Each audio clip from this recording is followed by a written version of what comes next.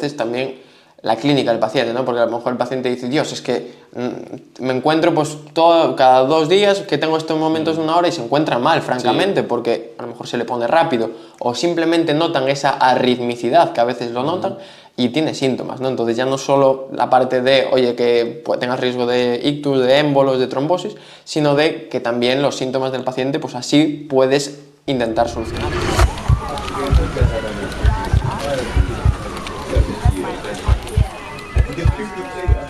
Muy buenas chicos y chicas, estamos aquí Javi y yo y hoy vamos a hablar de un tema, ¿verdad Javi? Que os va a interesar muchísimo porque seguro que conocéis a alguien que tiene esta arritmia. Vamos a hablar hoy de la arritmia del sintrón. Sí, de hecho seguro conozcéis a alguien o a lo mejor tenéis incluso a alguien en vuestra familia, un abuelo, un padre que tenga esta arritmia y seguramente no sepáis todo sobre ella y lo más importante es entenderla, así que vamos a ello, ¿no? Justo. Entonces, hoy vamos a hablar de una arritmia que se llama fibrilación auricular, ¿vale? Que mucha gente la conoce coloquialmente como la arritmia del sintrón. Entonces, ¿qué es la fibrilación auricular? Bueno, la fibrilación auricular, explicada para cualquier persona que no sepa, ¿no?, de medicina, digamos que es una arritmia en la cual el ritmo normal del corazón, que se llama ritmo sinusal, no es el que está presente, y la parte de arriba del corazón, que se llaman aurículas, van a tener muchísimos estímulos eléctricos y eso va a hacer que las aurículas no se contraigan bien. Básicamente, para una persona que no sepa nada de medicina. Sí, justo lo que dice Carlos. Entonces, el corazón no tiene como 4 cámaras, ¿no? La aurícula izquierda, aurícula derecha, ventrículo izquierdo y ventrículo derecho. Y esta se origina específicamente en la aurícula izquierda. Entonces, como dice Carlos, es como que hay mogollón de estímulos en la aurícula, eléctricos, que hace que las aurículas se contraigan de una forma rápida y caótica, que es lo que va a producir pues, la mayoría de problemas relacionados con esta arritmia. Esa como estimulación caótica en las aurículas, que es la parte de arriba del corazón. De hecho, precisamente como la aurícula va a tener tantos estímulos eléctricos, diríamos, oye, pues se debería contraer mejor. No, porque tiene de 300 a 600 estímulos, 600, sí. Entonces, claro, no se da contraído y de ahí van a venir gran parte de los problemas, por ejemplo, por eso lo de que hace falta tomar Sintrón en algunos casos, para evitar que se generen trombos ahí, ¿verdad? Sí. Entonces, bueno, un matiz, simplemente hemos dicho que esto es una arritmia y simplemente definir así brevemente qué es una arritmia. Una arritmia es cuando el corazón no va a su ritmo normal. Hay muchos tipos de arritmias, pero esta, la fibrilación auricular, es la arritmia más frecuente del ser humano. Además, cuanto más mayores nos vamos haciendo, más frecuente es. Hablando de números, un poco por definir el problema, la prevalencia, ¿no? Eso es cuánta gente tiene fibrilación auricular por debajo de los 55 años, es un 0,5% de la población, ¿no? Que dices, bueno, es un número que parece pequeño, pero si haces números aún es bastante. Sin embargo, según vamos aumentando la edad, cuando llegamos a los 80 años, la prevalencia es del 9%. Caray. Y a partir de los 85 años sube hasta un 15%. Entonces, eso ya son números gordos. Sí, que además ahí es cuando el corazón ya también está más deteriorado y puede hacer también mucho daño, ¿no?, al paciente, que eso lo veremos luego en la parte de síntomas. ¿De qué hablamos ahora? ¿Qué explicamos? ¿Explicamos un poco por qué se produce o de qué depende? Yo creo que podemos explicar un poco qué está en juego, ¿no? ¿Por qué es tan peligrosa? Vale. Esta arritmia tiene dos cosas, ¿no? Por una parte, que como la parte de arriba del corazón, las aurículas, no se van a contraer, la sangre va a quedar remansada o digamos que tiene menos movilidad y entonces eso favorece que se puedan generar trombos, ¿no? Estos trombos que son los que luego, en determinadas situaciones, pueden ir al cerebro, pueden ir al riñón, pueden ir a todos los órganos, quizás el que todo el mundo conoce es el ictus, ¿no? Y suele estar en relación con eso, con que como la sangre no se mueve, se pueden generar pequeños trombos que migren y que vayan a los diferentes órganos, ¿no? Justo, como dice muy bien Carlos, al final es eso, que el movimiento este caótico, que no es una contracción en sí efectiva, sino que es como un movimiento así extraño de la sangre, hace que se formen coágulos, ¿no? Que los coágulos es eso, que la sangre como que se apelmaza y se forman pequeñas bolitas un poco más sólidas. Entonces, si tenemos eso, puede en algún momento soltarse, salir de las aurículas, y el camino natural es aurícula, ventrículo, aorta y al resto del cuerpo. Entonces, si nos va a la cabeza, nos da un ictus. Si nos va a alguna de las tuberías del corazón, a las arterias coronarias, nos puede dar un infarto, si nos va al riñón, una embolia renal, al intestino, una embolia intestinal. Entonces, es una cosa que tiene mucho riesgo y que, bueno, que es también muy frecuente. O sea, al final, un tercio de los ictus en personas de mayores de 65 años es por la fibrilación auricular. Que es una barbaridad, me refiero, y que los ictus pueden ir bien, pero pueden tener consecuencias a largo plazo y que incluso pueden tener muchos problemas. Y secuelas. Sí. Y luego el otro de los grandes problemas, ¿no? Digamos que es una arritmia. Hay mucha gente que puede notar palpitaciones, ¿no? Que pueden llegar a ser molestas y sobre todo que como la aurícula va tan rápido, le va a mandar también a veces muchos estímulos a la parte de abajo, al ventrículo, que es la que bombea la sangre a todo el cuerpo. Y hay veces que si el corazón se pone muy rápido, podemos llegar a desarrollar, por ejemplo, insuficiencia cardíaca, ¿no? Para que lo entendamos, imaginemos que tú y yo ahora aquí estamos hablando a 60 latidos por minuto, que tuviéramos esta arritmia y que estuviéramos a 150 latidos por minuto. Sí. Si estamos así durante un día, es como estar corriendo durante un día entero y evidentemente el corazón se puede ver dañado también, ¿no? Justo. Es que es eso, al hacer que el corazón esté todos los días, durante mucho tiempo, actuando de una forma más rápida de lo que debemos, esto puede generar que el corazón, pues en ciertos momentos pierda fuerza, que eso es lo que llamamos una taquimiopatía, ¿no? Que es una depresión de la fuerza del corazón causada por una taquicardia. Entonces, de hecho, en estudios locales que hemos hecho aquí en nuestra unidad IC, es una de las principales causas de insuficiencia cardíaca con función del corazón reducida, es la taquimiopatía en nuestro área, más que el infarto a día de hoy. Sí, de hecho, en las últimas guardias, prácticamente en todas, siempre ingresas a alguien, pues eso, que te viene con esos síntomas de palpitaciones, que si nota latidos, un poco de fatiga por la insuficiencia cardíaca, que hablaremos de ella en otro capítulo, y al final siempre pasa lo mismo, tiene una arritmia rápida, mantenida seguramente durante semanas o meses, y el corazón sufre y ahí tenemos el problema. Claro, y aquí diréis, bueno, pero si el paciente nota las palpitaciones, puedes actuar de forma rápida. Sí, pero hay mucha gente que no las nota realmente. Hay mucha gente que tú le preguntas, ¿y usted nota?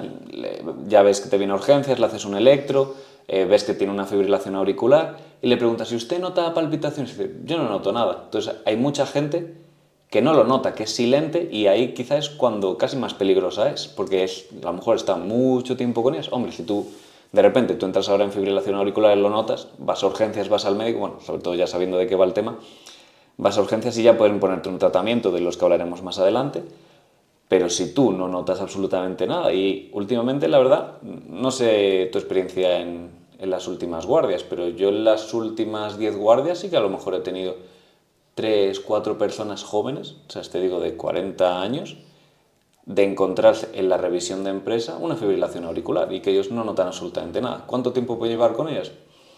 Pues a lo mejor llevaban un día, 5 meses o 3 años, eso no lo sabemos. Sí, de hecho, en las últimas guardias es eso, cada vez veo más gente joven que de forma asintomática pues tiene este tipo de arritmias, ¿no? Que luego comentarás un poquito qué se está viendo en este tipo de pacientes, ¿no?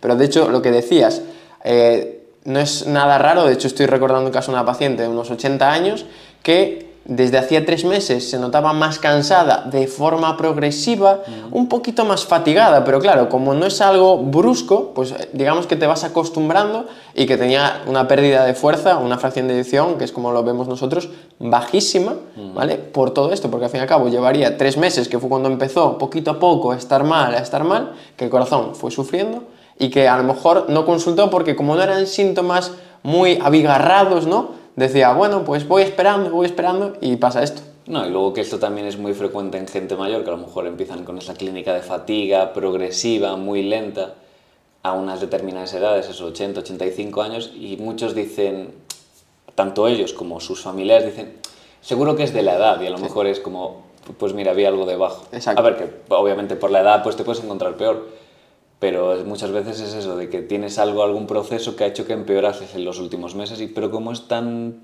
paulatino, no se nota y no le da mucha importancia. Tal cual. Y luego otro problema, esos son los 2 problemas principales que tiene esta arritmia, la fibrilación auricular, que es el riesgo de formar coágulos y tener trombosis en distintos sitios, y el riesgo, no por frecuencias altas, de hacer insuficiencia cardíaca. Pero también hay otro problema, que solo solemos tener pues un poco a edades más avanzadas, que es no por exceso de frecuencia, sino por defecto, ¿no? Porque al final es una arritmia que las clasificamos en la mayoría de casos dentro de las taquiarritmias, ¿no? Que producen taquicardia, pero sí que es cierto que en el corazón, según se van gastando los cables, entre comillas, con el paso de los años, pues puedes tener que esta arritmia cada vez vaya más lenta, más lenta, más lenta, y tener una fibrilación auricular lenta o incluso una fibrilación auricular bloqueada que necesite un implante de marcapasos, pues para que el corazón no vaya a 30 latidos por minuto. Pero eso ya en casos normalmente de gente un poco más mayor, pero también es otro de los problemas que hay. Sí, de hecho sí, en algún momento hablaremos de los marcapasos, ¿no? Que es ese gran dispositivo que la gente parece que es como, tiene un marcapasos, cuidado, es como, a ver, lo único que hace es garantizar que tu corazón a nivel eléctrico funcione, pero es otro de los grandes problemas que vemos, sobre todo en las guardias y ya tirando un poco más hacia gente mayor, digamos, ¿no? Entonces, ya hemos hablado de, bueno, un poquito de los números, ¿no? De la importancia que tienen los riesgos o los problemas que puede tener. ¿Cómo la diagnosticamos? Bueno, últimamente hay mucho debate sobre esto, de hecho en las últimas guías ya se mencionaba, ¿no? Porque cada vez hay más dispositivos, los smartwatches y todo este tipo de cosas, y ahí está todavía en duda de si son definitivos, ¿no? La prueba Princeps es un electrocardiograma, ¿no? Un electrocardiograma de 12 derivaciones, de estos que te ponen las pegatinitas, que si en los hombros, en las piernas, y ahí lo que tenemos que ver, ¿vale? Es que hay ausencia de ondas PES, ¿no? Básicamente, que no haya una actividad auricular organizada. Y con eso ya tendríamos el diagnóstico de fibrilación auricular.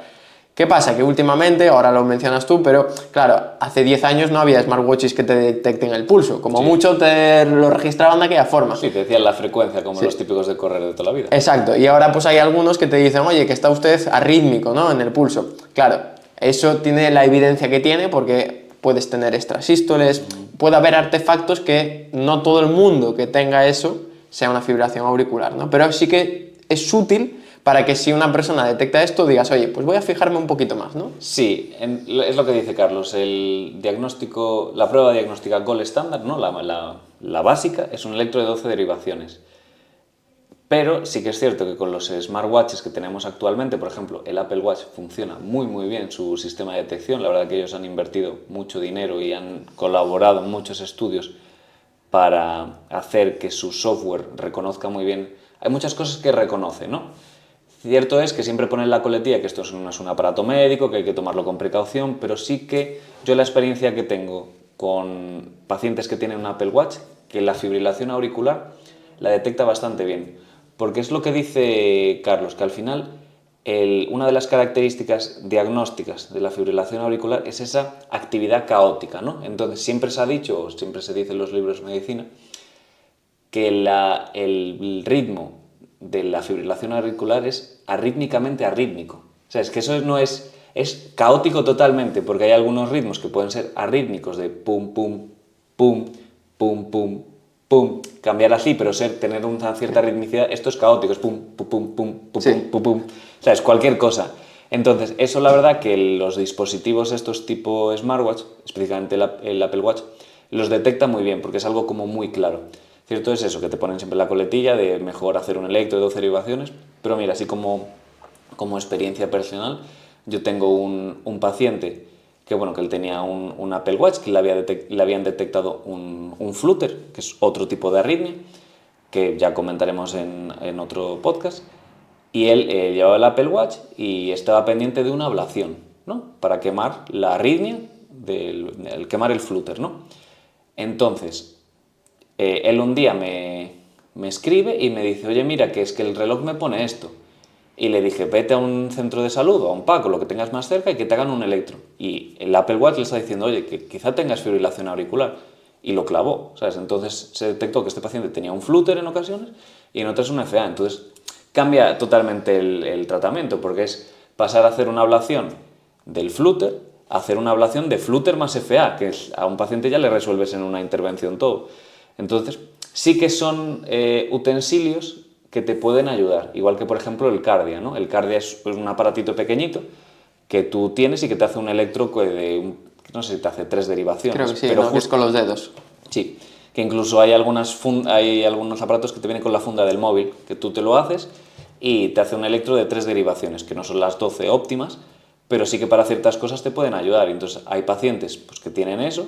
Por ejemplo, hay muchos compañeros nuestros, carderos, que sus padres o algunos amigos le han regalado esto a los padres, a los amigos, para así en momentos tal.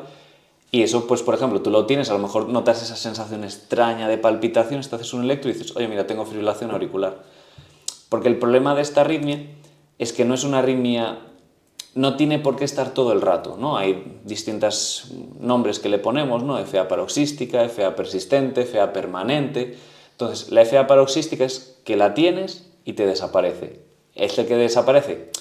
Pues puede ser en 7 días, o puede ser en 1 hora, o que la tengas 6 minutos y que luego te desaparezca. Entonces, muchas veces tú lo notas, vas al centro de salud, te hacen un electro y es normal, y así puedes estar mucho tiempo hasta que te dura un rato más. Con un aparato de estos, por ejemplo, pues lo puedes paliar. Sobre todo que además eso puede cambiar el manejo, porque Justo. si tenemos a un paciente joven, luego lo diremos, ¿no? Para la anticoagulación hay una escala en la cual te dicen, tienes riesgo de que tengas fenómenos trombóticos, está recomendado que te anticoagules o no. Pero claro, si tenemos a un paciente mayor que tendría indicación de anticoagulación y nota palpitaciones, no nota como un vuelco, pero nunca se llega a determinar que tenga una FA, a lo mejor ese paciente no se anticoagula y entonces en esos episodios, como tú dices, de paroxismos de FA, pues que estás 1 hora con la arritmia y luego no, puede generar un trombo y que ese trombo migre. Por eso es importante este tipo de dispositivos y sobre todo que se investigue en eso para facilitar el diagnóstico de esta arritmia. Que además ese siempre dicen que es uno de las situaciones de mayor riesgo, de cuando estás con FA paroxística, porque al final, lo que decíamos antes, ¿no? Las aurículas se contraen mal, de forma caótica, la sangre se remansa, se forma un coágulo, y claro, si tú estás así, con las aurículas todo el rato contrayéndose mal, pues a lo mejor el coágulo se queda ahí que no avanza, pero si de repente pasamos al ritmo normal del corazón, lo que hace es ¡pum!, lo bombea y te lo manda a cualquier lado. Entonces, esos momentos que entras, sales, pues a lo mejor son momentos que tienes mucho más riesgo de hacer un trombo. Entonces, es lo que dice Carlos, que eso te cambia muchísimo el tratamiento y muchísimo el pronóstico. Sí, y muchas veces también la clínica del paciente, ¿no? Porque a lo mejor el paciente dice, Dios, es que me encuentro pues cada 2 días que tengo estos momentos de 1 hora y se encuentra mal, francamente, sí, porque a lo mejor se le pone rápido o simplemente notan esa arritmicidad, que a veces lo notan, y tiene síntomas, ¿no? Entonces ya no solo la parte de, oye, que tengas riesgo de ictus, de émbolos, de trombosis, sino de que también los síntomas del paciente, pues así puedes intentar solucionarlo. Sí, que además el tema de las palpitaciones es que es un síntoma que es un poco puñetero, porque tú, por ejemplo, puedes notar perfectamente que estás arrítmico, que tienes palpitaciones, pero a lo mejor alguien a lo que llama palpitaciones es a una sensación de ansiedad o es encontrarse nervioso, cualquier cosa. Entonces, claro, aquí depende un poco de cómo se note cada uno el problema y cómo lo defina, ¿no? Cuando hablamos con él. Pero muchas veces, claro, a lo mejor dices palpitaciones y tú a lo mejor ves que pues tiene así como una... te parece, ¿no? Que tiene una persona así como muy ansiosa y tal, y dices, bueno, pues a lo mejor era una crisis de ansiedad o era alguna cosa, pero a lo mejor podía ser una fibrilación auricular paroxística. O no, el problema es que no lo sabes. Entonces, claro, empezar o no la anticoagulación en función de simplemente una sensación de palpitaciones te da mucho respeto, porque claro, la anticoagulación sí, para el tema de riesgo de trombos, claramente protege, pero la anticoagulación tiene sus riesgos, como contaremos más adelante. Entonces, siempre es una decisión difícil. Sin duda, sin duda. Entonces, ya hemos hablado de lo peligrosa que es, de los números, de cómo se diagnostica. ¿Y quieres seguir un poquito más con los síntomas? Que hemos mencionado las palpitaciones. Sí, yo creo que la principal sintomatología, aunque a veces no la tiene la gente, son las palpitaciones, ¿no? Esa sensación de como latidos que sobran, o a veces cada persona lo describe de una forma diferente, pero es algo raro ahí, ¿no?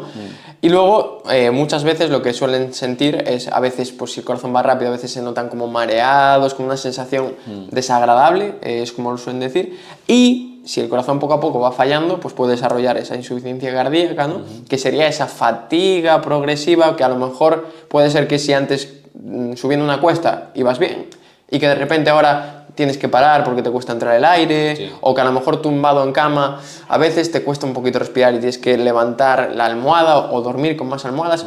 Esa sintomatología también puede no tanto decir que tienes una fibrilación auricular, sino que esa fibrilación auricular puede estar provocando un poco de daño al corazón. Sí, y otro problema que es muy frecuente también notar en la fibrilación auricular, sobre todo fibrilación auricular rápida, ¿no? Es dolor torácico, Sí. porque al final tú tienes a tu corazón que está latiendo a unos 150, 170, 60, 170 latidos por minuto y claro, al final es estar en reposo, pero tener tu corazón como corriendo un sprint. Entonces, claro, no es capaz de bombear bien la sangre y el flujo que le llegan a las arterias coronarias, a las tuberías del corazón, es menor del que debería. Entonces tienes pues como un episodio de angina que nosotros llamamos angina hemodinámica, ¿no? Que no es porque tengas una estrechez, sino es porque el bombeo no es efectivo y no es capaz de llegar la suficiente sangre a donde tiene que llegar. Sí, sobre todo porque si tú y yo estuviéramos a 160, hombre, nos cansaríamos, pero podríamos. Pero yo estoy pensando en la típica abueliña de 85 años que esa frecuencia no la ha tocado en los últimos 30 años y que claro, si le pones al corazón a esa velocidad, el corazón dice, hey, por favor, Sí. que alguien me ayude, ¿no? Y entonces tiene de todo, ¿sabes? Por eso. Claro, y si además, esto lo decimos en un corazón sano, pero si encima tienes un paciente que ya tiene algo de cardiopatía isquémica, que a lo mejor tiene alguna placa de colesterol, tiene alguna estrechez, y aparte de esa estrechez le pones el corazón a toda máquina, pues claro, eso aumenta muchísimo más el riesgo de hacer angina, ¿no? Sí, entonces yo creo que para que cualquier persona, aunque nos están empezando a seguir bastantes sanitarios, ¿no? Que quieren tal, pero cualquier persona que escuche este episodio yo creo que se tiene que quedar con las palpitaciones, ¿no? Que es un síntoma que hay que vigilar. El tema este de la fatiga progresiva, no normalizarlo por mucha edad que tengamos, o sea, siempre está bien consultar si tenemos una vida normal y de repente nuestra calidad de vida disminuye, sobre todo por fatiga, cansancio, también consultar. Y un poco esto último que decías, dolores en el pecho que no hemos tenido, también yo creo que son síntomas a vigilar. Claro, al final la fatiga, ¿no? Relacionarla con la edad siempre tiene que ser un diagnóstico de exclusión, ¿no? De decir, vale, esta persona tiene a lo mejor 85 años, se nota muy fatigado, pues le voy a hacer un electro, pues a lo mejor si sigue muy así, pues le pido una analítica, pues algún marcador que nos indique cómo funciona el corazón, si eso se altera, pues a lo mejor se le puede mandar al cardiólogo, hacer una ecografía tal, y si poco a poco vas descartando las cosas, dices, vale, pues sí, son los 85 años que le pesan. Pero no decir, tiene 85 años, se fatiga, es lo normal. A mí me parece completamente correcto. Y yo creo que en este punto hemos tratado bastantes temas, quedan dos, ¿no? Importantes. El porqué de esta arritmia, por qué se produce y qué factores, sí, ¿no?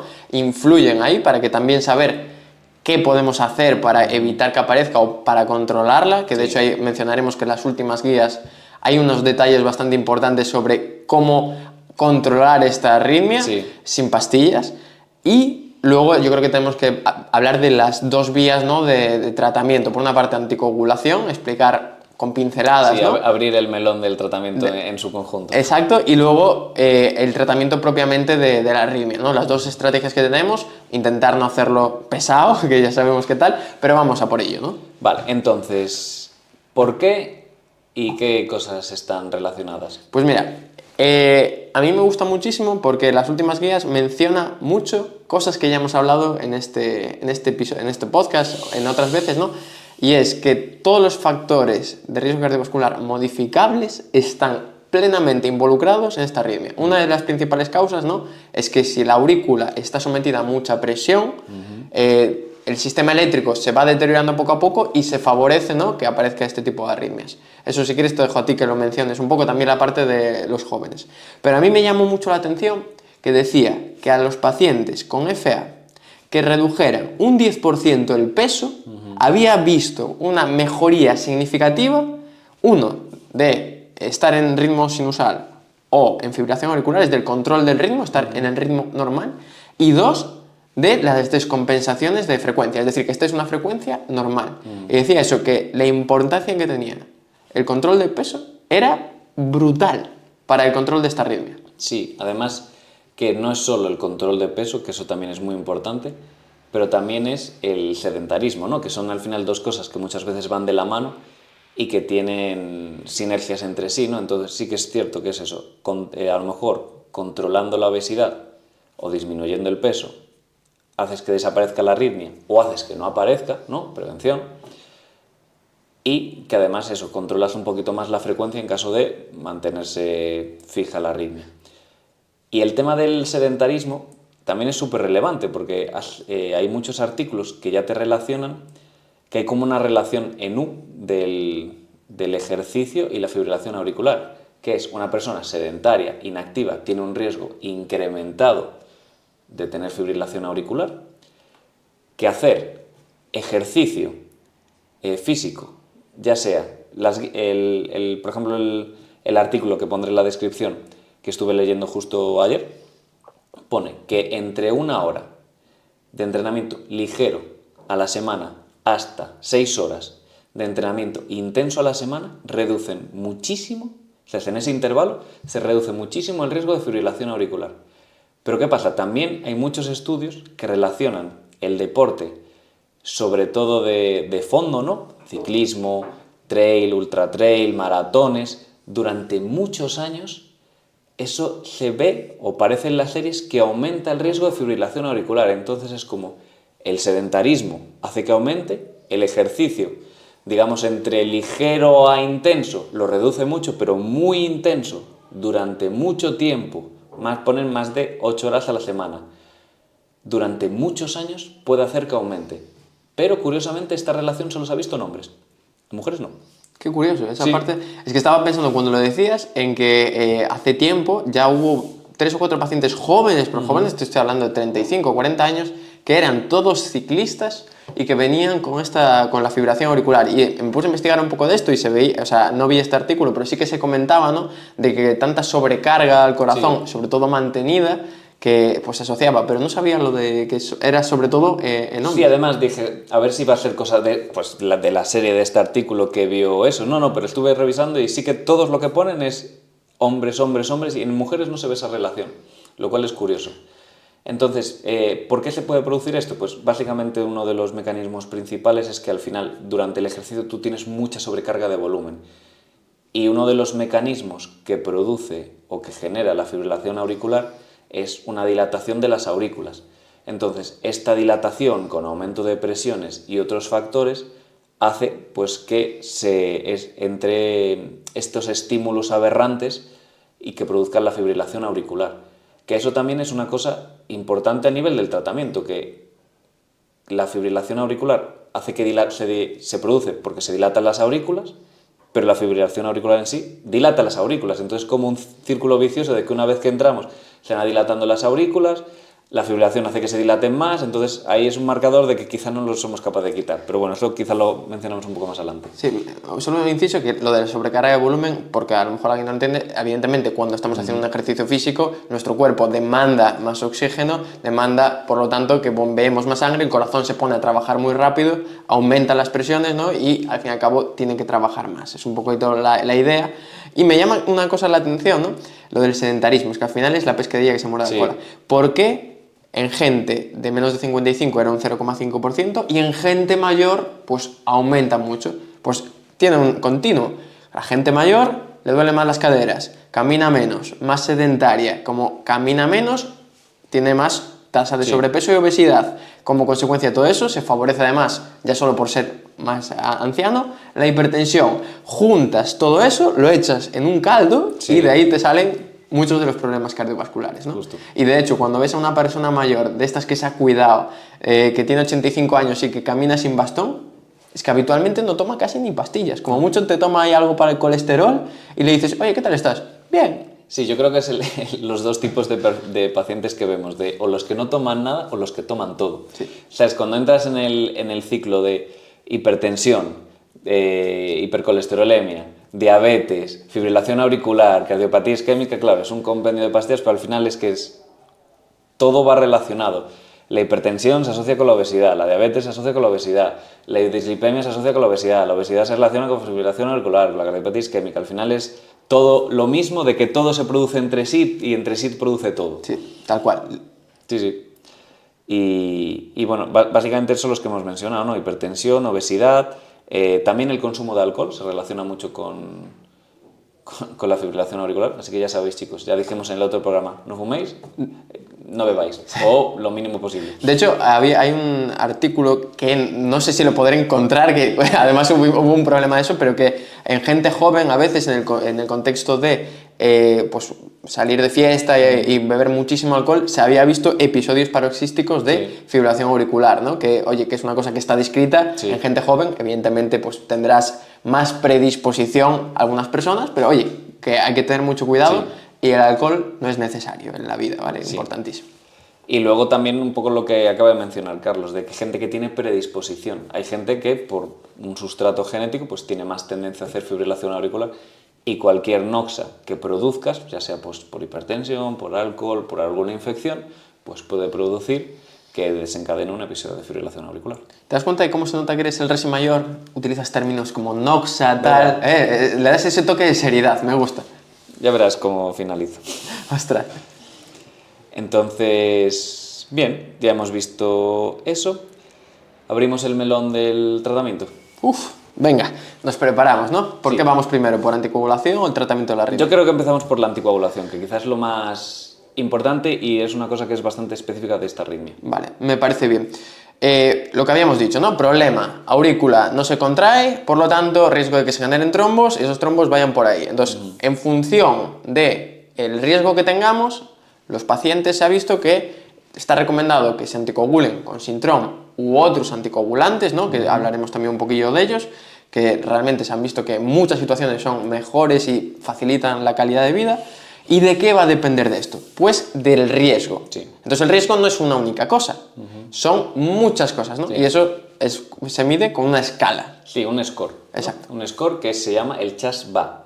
Antes, pues, si sois médicos sanitarios, enfermeros, seguro que os suena el CHAT-BASC. Ahora las últimas guías se han cargado las últimas siglas, son el SC del BASC.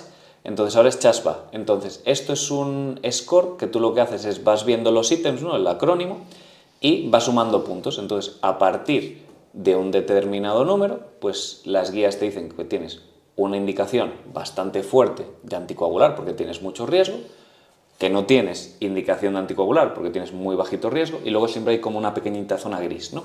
Que es donde muchas veces entran ahí los dilemas y consensuar un poco con el paciente. Entonces, CHAS-BASC, ¿qué ítems tenemos? Tenemos, por una parte, la presencia de cardiopatía, ¿no? Que, oye, que el paciente pues, haya tenido un infarto, que tenga algún tipo de alteración en el corazón, eso ya te predispone, ¿no? Sí, eso, por ejemplo, suma un punto. Exacto. La hipertensión como tal ya es un propio factor que también sumaría un punto. Luego viene, es CHA2, porque es la A. Esa primera A tiene 2 puntos. Eso ya es indicación de anticoagulación. ¿Y por qué? Porque ya te dice que tienes una edad avanzada, más de 75 años. La A viene de age en inglés, que es edad mayor de 75 años. Exacto, entonces ahí ya tendríamos las 3 primeras, ¿no? Luego vendría la D de diabetes, otro factor de riesgo cardiovascular conocido, que también sumaría un punto. Y luego viene una S. Esta S es muy importante. Una S seguida también de un 2. De un 2. Suma 2 puntos. Eso quiere decir que es muy importante y es ese de stroke, ¿no? De que hayas tenido algún fenómeno isquémico, algún fenómeno embólico, ¿no? Sí, de ictus, básicamente. Exacto. O, por ejemplo, también el tema de infarto también se incluiría, pero se metería más bien en cardiopatía, ¿no? Con eso ya tendríamos 2 puntos. Ahora, luego la V. La V de vasculopatía, ¿no? Pues típico arteriopatía periférica a lo mejor, o que tengamos algún tipo de lesión en alguna carótida, por ejemplo, ¿no? Y vendría la última A. La última A, que sería que no tenemos más de 75 años, pero tenemos más de 65, ¿no? Entre 65 y 74 años. Claro, la última otra vez A de age, entonces es eso. Tú, por ejemplo, si tienes un paciente que tiene 75 años, sumaría 2 puntos, no se le sumaría los 2 y el 1, ¿no? Exacto. Entonces, las guías que dicen que si tenemos más de 2, igual o más de 2 puntos, tenemos una indicación clarísima de empezar la anticoagulación, porque tenemos un riesgo de eventos tromboembólicos bastante alto. Claro, si ya tienes 3, 4, 5, pues mucho más. Luego, si tenemos 0, ¿no? Por ejemplo, una persona de 50 años que no es hipertensa, que no es diabético, que no tiene ningún tipo de enfermedad, pues tendría 0 puntos, pues ahí no tendría indicación de tener una anticoagulación crónica. Estamos hablando de tratamiento crónico, ¿vale? Puede ser que en algún momento puntual haya que hacer algo de anticoagulación, hablando de las cosas que vamos a comentar después, pero esto es tratamiento crónico. Luego, ahí tenemos la zona de el 1, ¿no? El 1 es una zona que no nos gusta porque es que las guías te dicen que puedes anticoagular y esto normalmente lo hacemos consensuado con el paciente y dependiendo del perfil. ¿Por qué? Porque anticoagular, lo que hablábamos antes, no es una broma, no es simplemente como el tratamiento de la tensión, que te lo tomas y te olvidas, no. Tú aquí, la anticoagulación hace que la sangre pues, se formen menos coágulos y tú, por ejemplo, ¿para qué te sirve formar un coágulo? Pues si tú tienes una herida y empiezas a sangrar, el coágulo, junto con las plaquetas, es lo que hace que tapona la herida y que no sangres. Entonces tú si estás tomando un tratamiento anticoagulante, vas a sangrar más. Entonces, claro, si pensamos en golpes, heridas, golpes en la cabeza y todo este tipo de cosas, pues tienes más riesgo de hacer sangrados importantes o hacer otro tipo de problema. Entonces, la anticoagulación no es una cosa gratuita. Entonces, esta aquí siempre pues vemos un poquito el perfil del paciente, hablamos con él, pues hombre, si es una persona que a lo mejor tiene 64 años, que es hipertenso, obeso, pero que no tiene ninguna otra cosa más, dices, vale, tiene un punto de hipertensión, pero dices, vale, el año que viene va a cumplir 2, encima es obeso, que tiene más riesgo de tal, aunque no esté en la escala, pues a lo mejor dices, mira, yo te recomiendo empezar.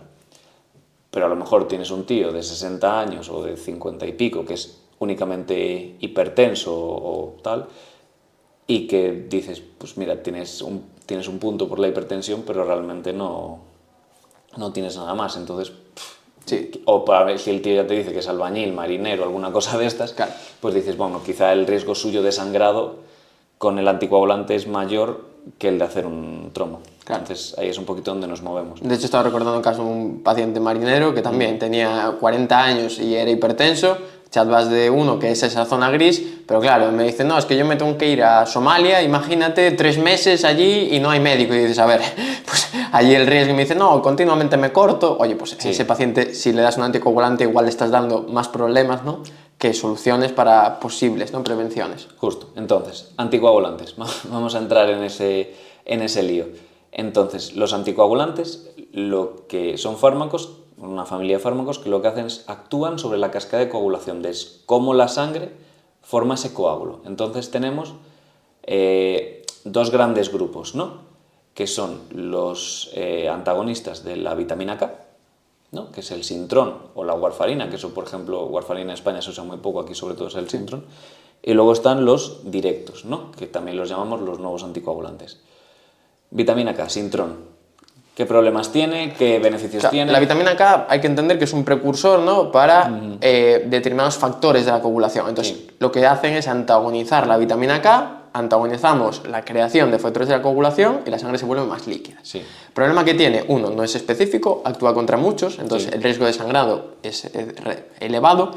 Y dos, principal para la gente, que hay que tener un control muy estricto con determinadas cosas, porque se puede ver alterada el umbral en el que funciona, digamos, Sí. ¿no?, de forma muy fácil. Por ejemplo, seguramente aquí en Galicia, a lo mejor en otras zonas de España no, pero el tema de las verduras de hoja verde, se ha visto que, oye, que si tú tienes una alimentación en la que de repente comes muchas grelos, ¿no?, que es una verdura de hoja verde, y luego cuando la tomas, los valores de este fármaco en sangre que se miden con el INR, que seguramente a la gente que tome Sintrón le suena, pues varía muchísimo. Entonces eso a la gente le suele molestar. Claro, yo aquí como se lo explico a los pacientes es que el Sintrón, que es un medicamento muy antiguo, que usamos pues, desde hace mucho tiempo, con mucha seguridad, sabemos muy bien cómo funciona, que bueno, uno de sus problemas es eso, que se lleva muy mal con muchas cosas. Puede ser medicaciones, ¿no?, interacciona con muchas medicaciones, y sobre todo con los alimentos, y es lo que dice Carlos, verduras de hoja verde. ¿Por qué? Las verduras de hoja verde, grelos, acelgas, espinacas,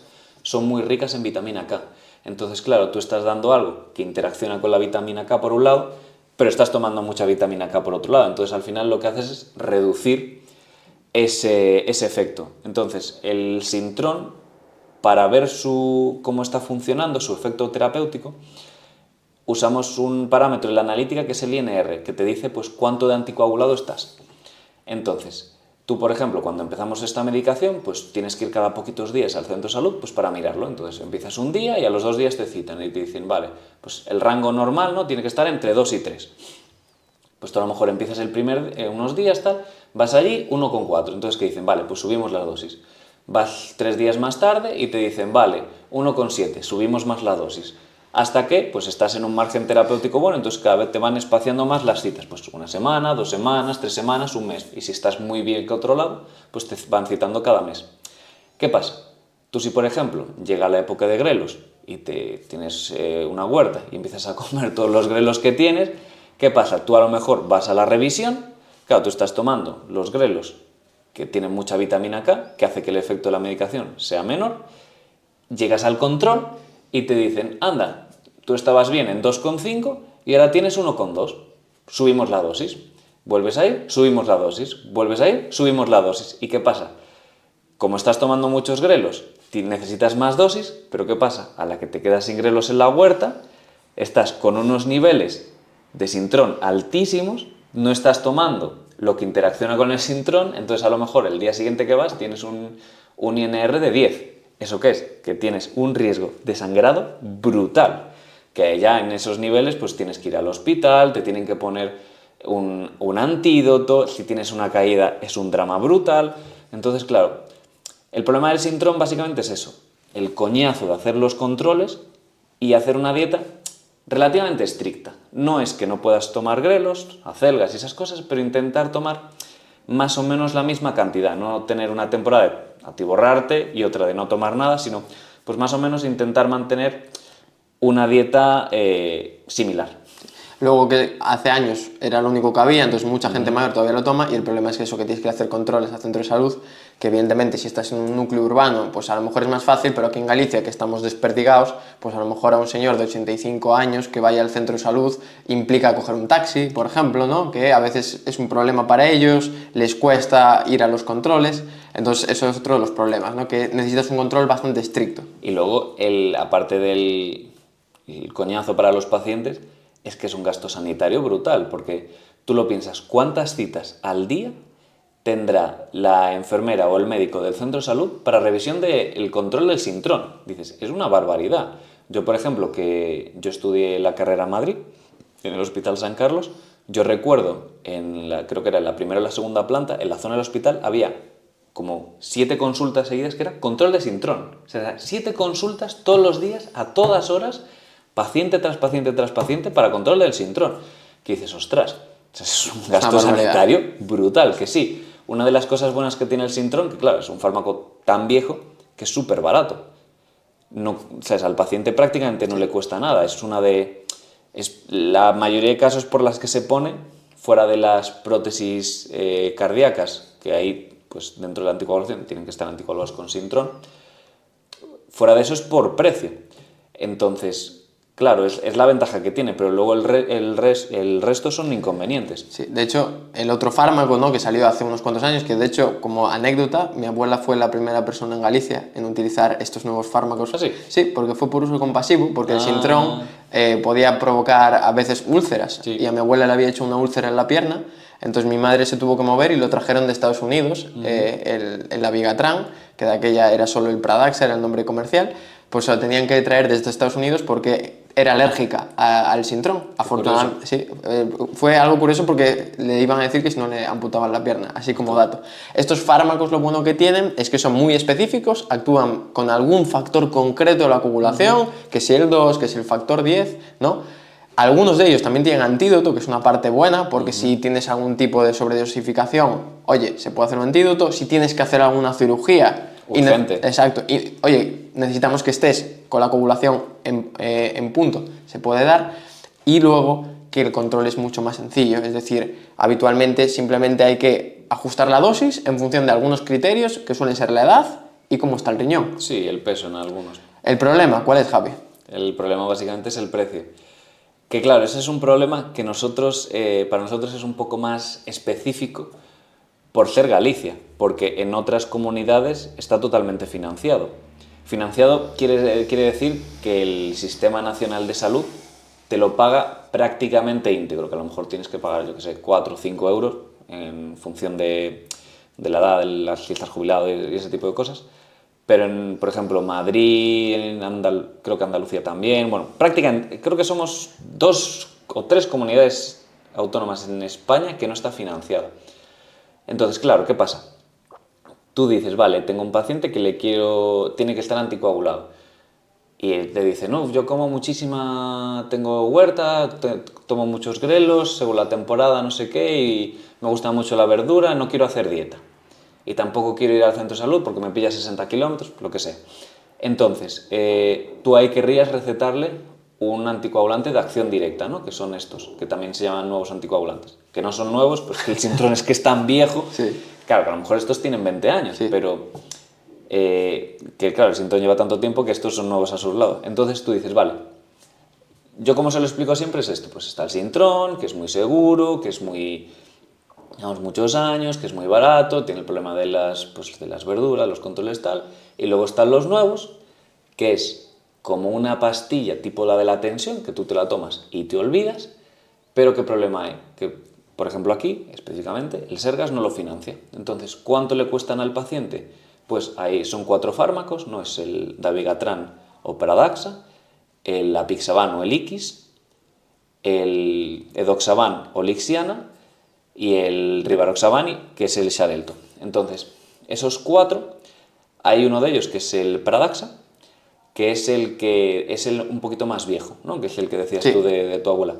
Entonces, ese ya ya tiene un genérico, ¿no? Entonces ha bajado un poquito el precio. Antes todos costaban 90 euros al mes.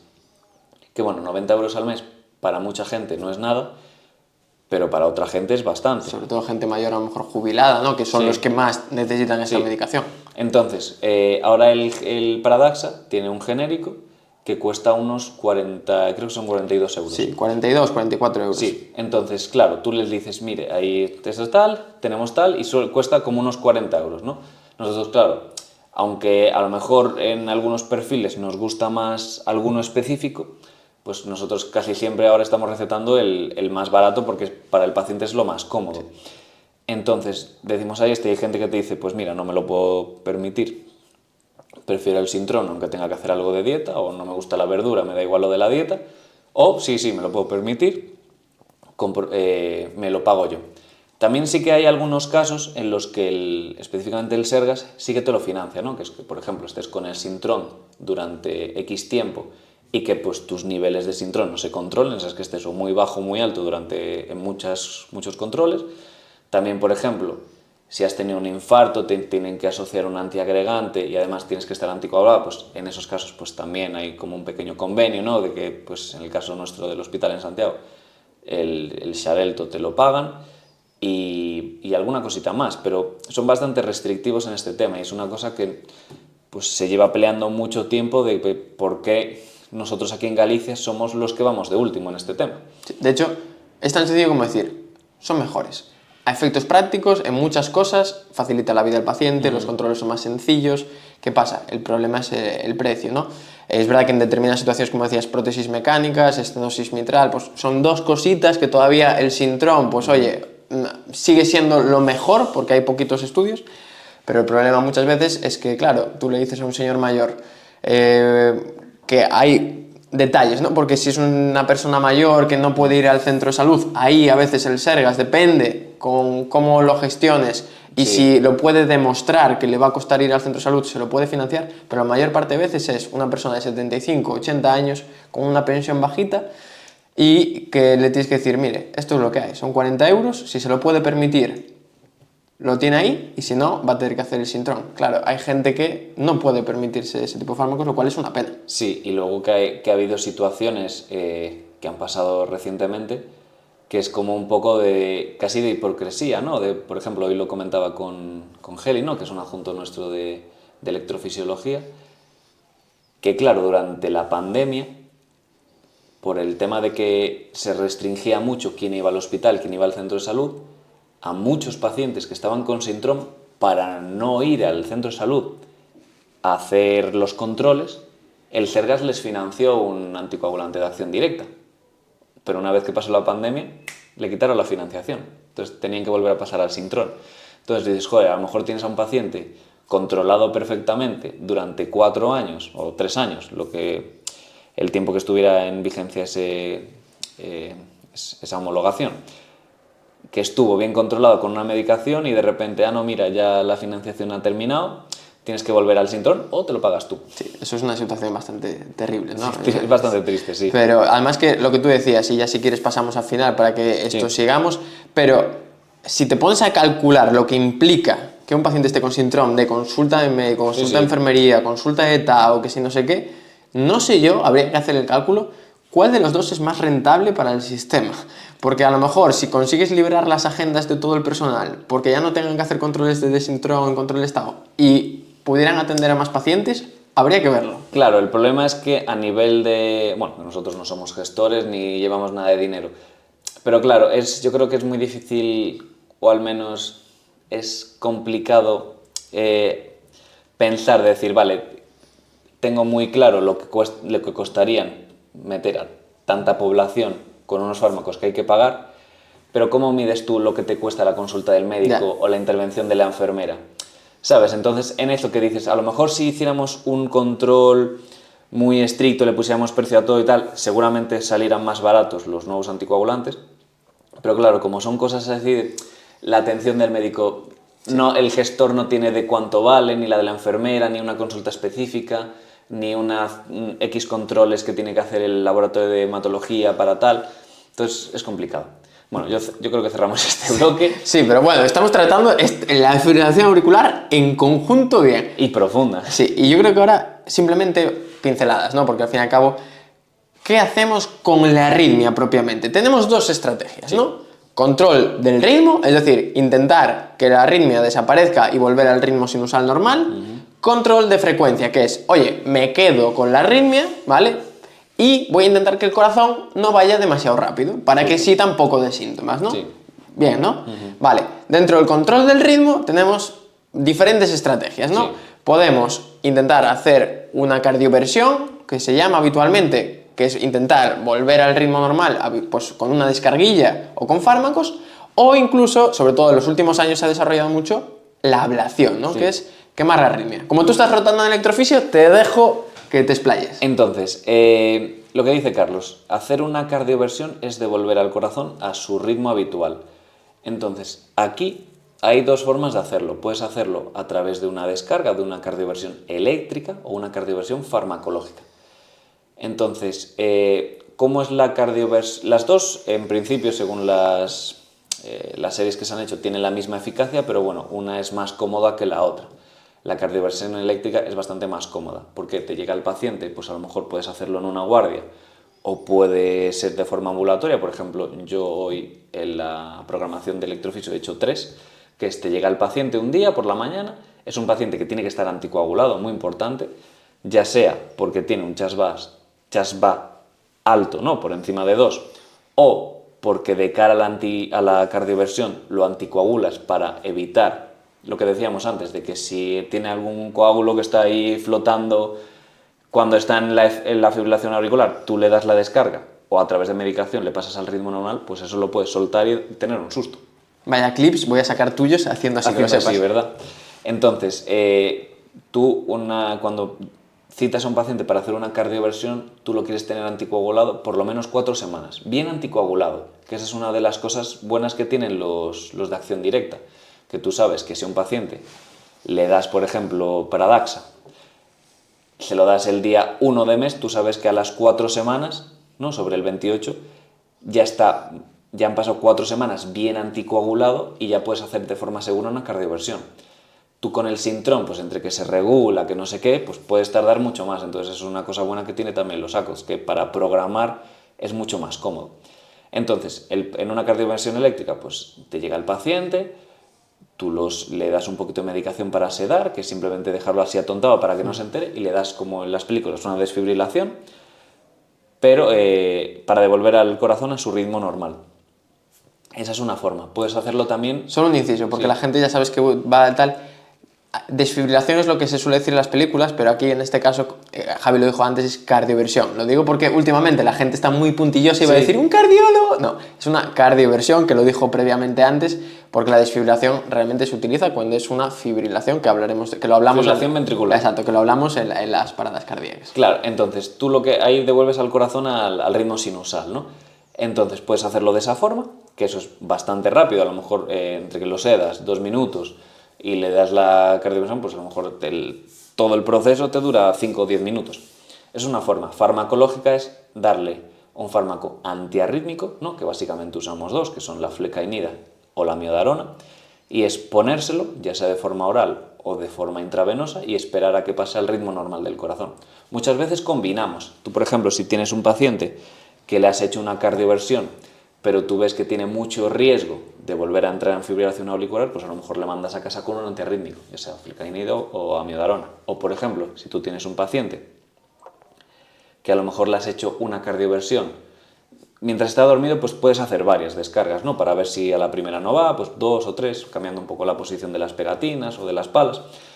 Pero tú muchas veces ves que no es efectiva, entonces a lo mejor lo que dices, pues mira, le pongo un antiarrítmico durante un tiempo y a ver si con el antiarrítmico y volver a hacerle una descarga, pues consigues que entre en ritmo sinusal. Ese sería como el pase 1 de la estrategia de control de ritmo. Luego ya tenemos el paso de la ablación, que es una técnica invasiva, ¿no? Que es a través de un pinchazo en la ingle, pasamos unos cables que llegan hasta el corazón y quemamos la zona de la aurícula izquierda, específicamente donde entran las venas pulmonares en la aurícula, y quemamos ahí la zona donde se genera el sustrato de la fibrilación auricular. A día de hoy, ese es el tratamiento más efectivo para evitar la recurrencia de fibrilación auricular. ¿Qué pasa? Esto yo, por ejemplo, cuando pongo a los pacientes en lista de espera para hacer una ablación, siempre se lo explico. Es el más efectivo, pero ahora mismo no tenemos ningún tratamiento que al 100% consiga que no vuelvas a entrar en fibrilación auricular. Porque según va avanzando la edad, cada vez es más frecuente. A lo mejor tú le haces una ablación a un tío de 50 años y a lo mejor le tienes 10, 15 años sin fibrilación auricular. Pero si dejas pasar el tiempo, al final siempre va a volver.